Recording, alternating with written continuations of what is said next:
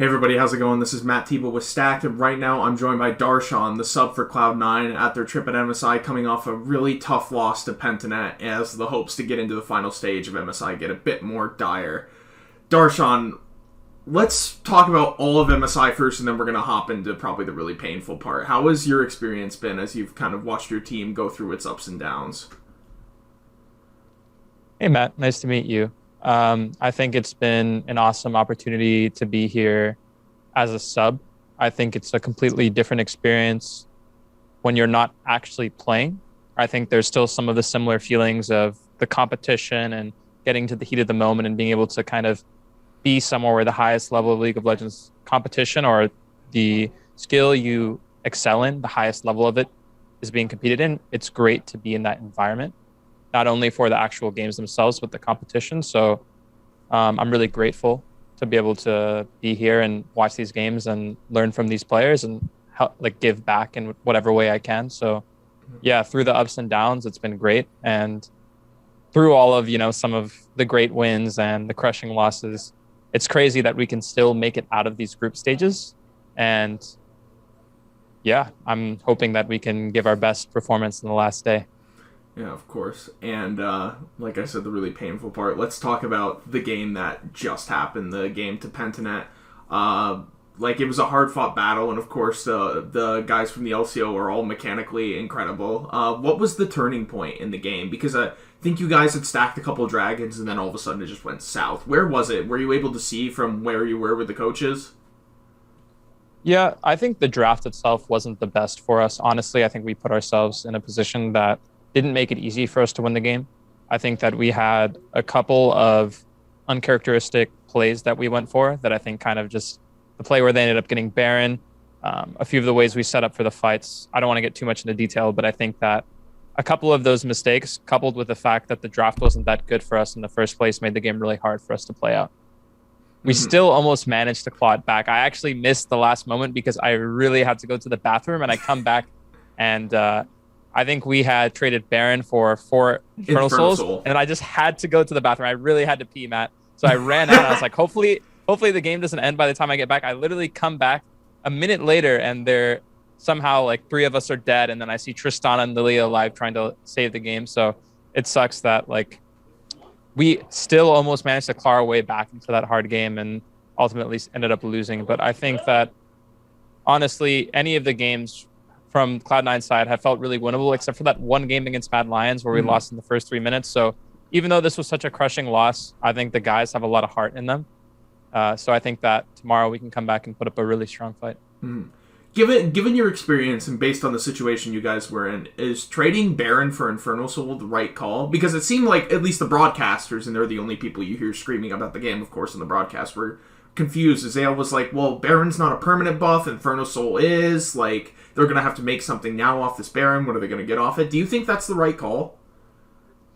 I think if you can zoom out back a couple of minutes, if you're looking at just that specific time span at that moment, I think that they made the best decision going for Baron.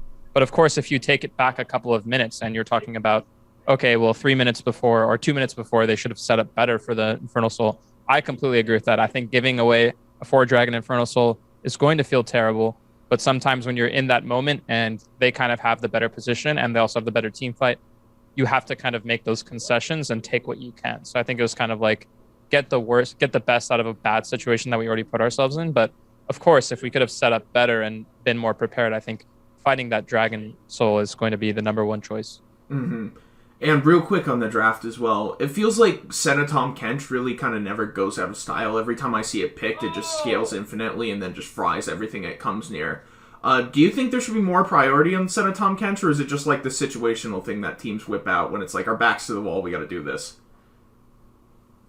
Yeah, I mean, I don't want to speak too much on draft specifically, seeing as we have a match tomorrow. I don't know when this interview will be released, but I do think Senatom Kench is strong. I think there's picks into it, but we've also looked good into it, and we've looked good versus it. So I think that it's strong, but not unbeatable.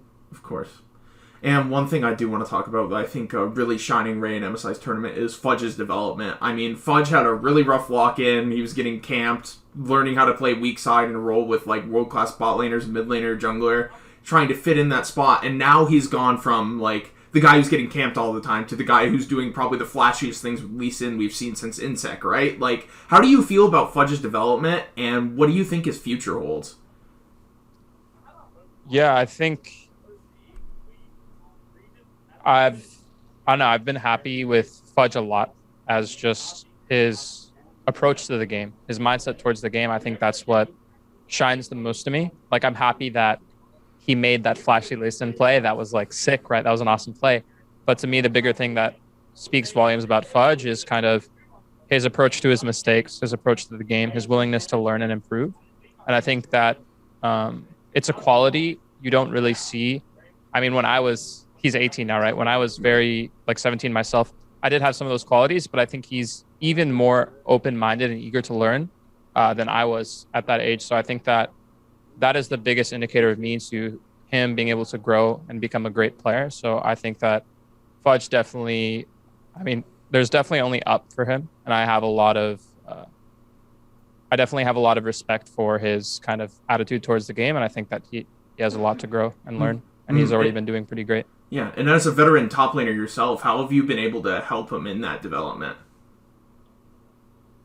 I think it's just not only having someone to bounce off of, but someone who is kind of an unbiased perspective, watching the game, watching the team, seeing like what he can do better in and out of the game, and how he can not only how he can play, but how he can communicate and how he can have a bigger and more meaningful impact on the games. Because I think as top lane, it's kind of, I think along with top lane and support, they're kind of one of the hardest roles to specifically judge in terms of how much impact they can have. I think a lot of times people overlook top laners and supports.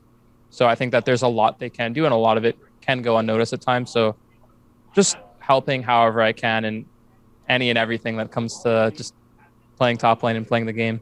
Of course.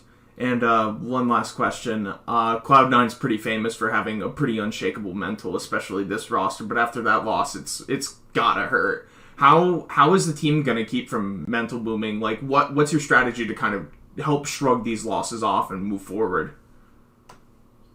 Yeah, I came to this interview right after, so I didn't get to be there with our talk right after the loss. But hearing in the comms after, it seems like the guys are still hopeful that they can make it out of groups. And of course, don't get me wrong, it was a crushing loss, but I think that they definitely see that there's still hope, and they definitely see that there's a chance to get out of the group. So I think they're going to do their best in the next days. And I think that they'll be able to play their best despite the pressure.